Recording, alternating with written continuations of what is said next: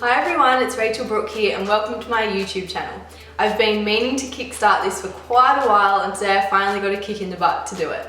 My good friend Nikki Phillips said yes to being a model for my tutorial and I thought I would do one of her easy go-to daytime looks to kick it off. Please welcome Nikki Phillips. So Nikki, talk us through your natural go-to day look. My natural go-to look, sort of everyday look, is a really good base. I have freckles, so I like to cover them up. I like sort of like a really apricot-y or nudie eyeshadow, and then it's always about like a cat eye or liquid liner on top of the eye. Lashings of mascara, sometimes some individual lashes, and just like bronzer on the cheek just to kind of give it a bit of a dewy look. But all in all, it's a pretty basic natural look. So we're just going to get started with Nikki's foundation. We're using MAC Face and Body and we're using a mixture of colours so that's the right colour for her. And it's just like a really sheer, dewy coverage, which is really beautiful for a natural look. And we're buffing it in with a Ray Morris Radiance brush, which I would say is probably one of the most necessary brushes to have in a makeup kit. Is it okay to mix different products together, like say a MAC foundation and a Chanel foundation to give the right colour? Yeah, I think as long as they're kind of made with the same similar texture or the same texture, it's, you know, pretty doable. And what's the rule about the neck? Always blend foundation down into your neck. You want to match, when you do foundation, you want to match it to kind of your chest area rather than matching it to your face so that the colour of your body and your face are matching. And then you just bring it down. Your neck is always the palest part, so it's good to bring down the foundation. So now I'm on to doing Nikki's concealer, and I'm just using MAC Mineralize, which is really quite a nice consistency, particularly for under the eyes. It's liquidy but creamy at the same time, so it covers really nicely, and you can use it under the eyes, on blemishes. It's kind of like the Wonder stick for all those spots. Yeah, pretty much. Covers everything. It's amazing. Pimples? Yes. You don't have any though. Not today. Flawless skin you are. I'm now using Ray Morris's 7.5 Deluxe Round Shader Brush just to apply some translucent loose powder on Nikki's eyelids over her concealer and foundation. Now onto Nikki's eyebrows, and we're just going to use a clear brow sculpting gel by Ardell today because it's more of a natural look. We won't be filling her brows in, and this just holds them and sets them in place for the day. Now onto eyeliner, and this is Nikki's kind of signature day look, which is kind of like a little flick, a little black flick. Is that how you describe it? Yeah, although I'm sure you're going to do it a lot better than I can actually do it because not very good at it, even though I do it nearly every day.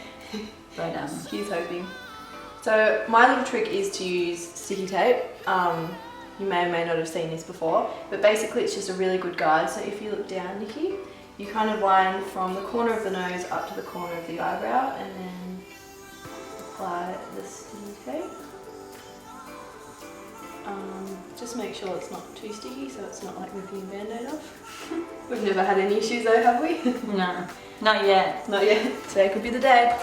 And then I like to use a brush, a small angled brush with MAC Fluid Line in Black Track. And that's just because it's easier for me, but I mean, a lot of people like to use liquid eyeliners, or there's some really great new products in the market. Nikki, what's the one you were telling me about? I've been using the new Benefit stick at the moment, the new eyeliner stick, which I think is really easy to use. Especially when you're doing it on yourself. I'm sure it would be a lot harder to use it on somebody else, but when you're doing it, you know, just in the mirror, I find it's got really good, I've got good control of it. And does it come out, what's the kind of top of it like? Does it come out quite thick? It's angled and yeah, it comes out pretty thick, but the thing I like the most about it is it doesn't smudge off, so once it's on, it's pretty much set. Even when you come home and you try and take it off with a makeup wipe, it's pretty hard to take off, and from putting it on early in the morning, it can take you right through to the day, which is what I like the most about it.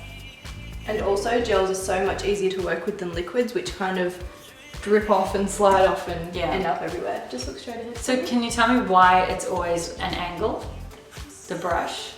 It just makes it a lot easier if you start from kind of, I use the smaller end going inwards, if that makes sense. So the longer end of the brush is on the outside, and it just makes it so much easier to get that beautiful thin clean line. Okay.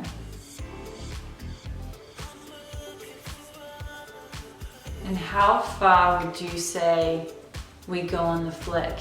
Because I generally like to do like a nice medium because I want it to be quite strong. But for somebody doing it at home, like how do you know when to kind of stop your flick? Because sometimes you can go quite high, right? Yeah, definitely. I think that kind of comes down to personal preference. For more of a natural look, I would say definitely a smaller flick. And then other people like to really amp it up and do it quite thick from the inner corner all the way to the outer edge. So really I think it's all personal preference. Okay. And look straight ahead for me. So we're now on to applying some mascara. I've already curled Nikki's lashes. And we're just using the YSL Baby Doll in black. It's one of my favourite mascaras. Do you like to do bottom mascara as well? I do, because I've got really long bottom lashes. And I just like the way it kind of gives off like almost like a little spider look. And this mascara is perfect for it. And so we'll just do a little bit of mascara on the bottom. And then we'll show you how to apply some individual lashes. So now we're just going to add a couple of little individual eyelashes. We're using Duralash by Ardell, which are the best lashes ever. And I'm also using the eyelash adhesive, which is in dark, and that's also by Ardell.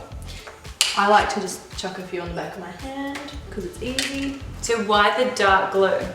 I just feel like it blends the lashes into your, oh my god, I'm stuck in my hand. I feel like it blends the lashes into your natural lashes much better than the white, even though the white does technically dry clear. I just feel like it looks so much better, particularly when you're wearing a black eyeliner. We're just throwing a couple of those on the ends. We're using the mediums on the ends. Is there any special trick to putting these on? Putting them on someone else is a lot easier than putting them on yourself. And basically the trick, probably both ways, is just to make sure that you can see the lashes properly while applying them. And then just kind of apply them as naturally as possible, and just like a millimetre or so apart. Another good trick that I like to do is buy the full lashes and then just cut the ends off. And then literally just put those on, so it's easier to stick on and it gives you more kind of fullness at the ends. Definitely. I think strip lashes strip lashes for yourself are so much easier because, you know, it's one piece of lash rather than a bunch of little ones. And is there any certain place that you should stop putting these on, or can you kind of put individuals all over the lash line? I like to put them all over the lash line, but I do like to stop them before going, you know, you've got like a few little extra lashes down there. I don't like to put the lashes on there because I feel like it drags the eye down completely. So I like lashes to lift the eye a lot more. So I stop just before that. And it's kind of a similar trick to when doing eyeliner. So if you look straight ahead, you look for the highest point of your eye, which is about there for you. So from there outwards we would do longer lashes, and from there inwards we would do shorter lashes, and that also gives a wing effect. Now onto cheeks, and I'm just going to use Benefit Fine 1-1, which is a cream. It's got 3 different colours on it, and also one of them is a little highlighter, which is really beautiful for a day look. What's the difference between cream and powder? Looks wise, just gives more of a natural dewy finish. I think for a day look it's really beautiful to have a cream, and it catches the light really beautifully. And a powder's, you know, a lot heavier. Powders are longer lasting, so if you want something that will last you from the morning till the evening, I think powder's definitely the way to go. With the creams, you know how sometimes with powder you can go kind of quite thick and create like that almost harsh line. Can you do that with a cream, or is it easier to apply? I think it's probably easy to apply. You definitely need to make sure you blend it in well, but it's definitely easy to apply, and you don't need anything underneath it. Whereas if you're using a powder, I would suggest putting a light translucent powder underneath after applying foundation, just to make sure the application is really smooth. When it comes to colours, because I know there's obviously quite a bit of different colours when it comes to blush, I always kind of go for those really dark colours, almost like the brown, the dark brownies rather than more the pinkies. Yeah, right. Which do you prefer? Which is that gives more of a natural look? I think for a natural look you want to mix a bronze with a pink. So a lot of people I know will use bronzer straight on the skin and it just doesn't look natural. So I think if you're adding a pink over the top of a bronze, that's definitely the most natural look. Okay. Okay, and now onto lips, and we're just going to use, actually this is my favourite product. This is Lana Lips, and it's in Dark Honey. It's 98% lanolin, which is the best stuff for your lips ever. Very, very moisturising. Yeah, my lips always so dehydrated. You'll love this. It's also a really beautiful colour. It's kind of like a just hashed kind of colour. It tastes good. I have a problem with eating lip gloss. Yeah, especially if it tastes good. I find that the moment it's applied, I'm eating it straight away. What does it taste like, Dark Honey? No, I don't know. It tastes really good though. Almost like, yeah, a bit grapey almost. Edible? Yeah, edible. Very okay, edible. great. Good review for Lana Lips. Edible. It's just, I absolutely love this colour. I wear it myself every day. I'm obsessed. It's just so natural. It's not a nude, it's not a pink, it's just patched. I'm gonna say just patched. Who doesn't want to look just patched? Okay, to finish the look, I'm just going back over with a light powder in his T-zone just to make sure it survives the day. And that's pretty much her look done. This is me. In a nutshell, pretty much my everyday look, which is pretty easy. Yeah, I guess. very simple, easy. and they're products that everybody has. So yeah. If we didn't talk so much, it would only take you 10 minutes. Thanks for watching.